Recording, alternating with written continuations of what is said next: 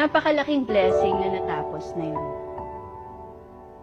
Malaking blessing na nagising na ako dun sa nightmare na yun and I walked away. Kasi hindi talaga worth it. It's not worth wasting my time, my energy sa someone na kinokontrol ka, minamanipulate ka. That kind of life drains you and you lose yourself in the process. So, hindi mo gugustuhin talaga yung ganong klaseng buhay. And minsan, the most powerful thing you can do is walk away and set yourself free. Piliin mo yung sarili mo talaga.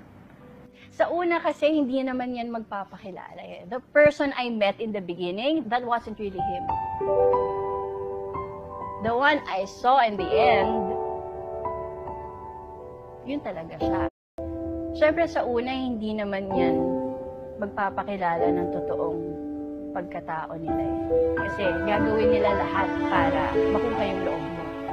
Tapos, kapag nakuha na yung loob mo, unti-unti na yan. Doon na lalabas yung totoong pagkatao nila. At syempre, ako din, sa part ko, nahulog ako doon eh. Naniwala ako sa lahat ng mga pinakita nung una. Kahit gaano ko gina-justify dati na okay naman kami, masaya naman kami. Pero you know, deep down, it was wrong. Para sa akin,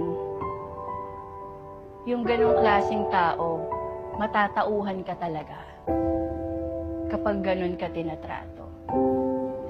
Ngayon, ang mahalaga, tapos na.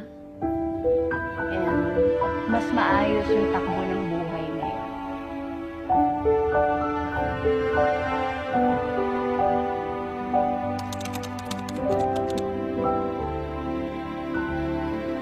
Isa sa natutunan ko na kapag ang isang tao, umpisa pa lang, mahal ka na agad, big gestures agad yung ginagawa para sa'yo. Sweet words, ganyan. Nung una akala ko nakakakilig yun eh. Pero hindi. Red flag yun. Love bombing yun. Patibong yun. Parang yung pakiramdam mo na parang ang bilis lahat ng pangyayari. Minamadali ka sa mga bagay-bagay.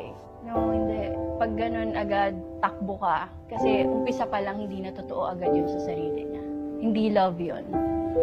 Part yun ng manipulation. Isa din sa natutunan ko sa buong relasyon na yun, na kapag pumasok ka sa ganung sitwasyon, na umpisa pa lang, mali-mali na. Pina-justify mo na okay to, masaya to, okay kami. Pero meron kang part sa sarili mo na hindi eh. Kasi alam mong may mga nasasaktan.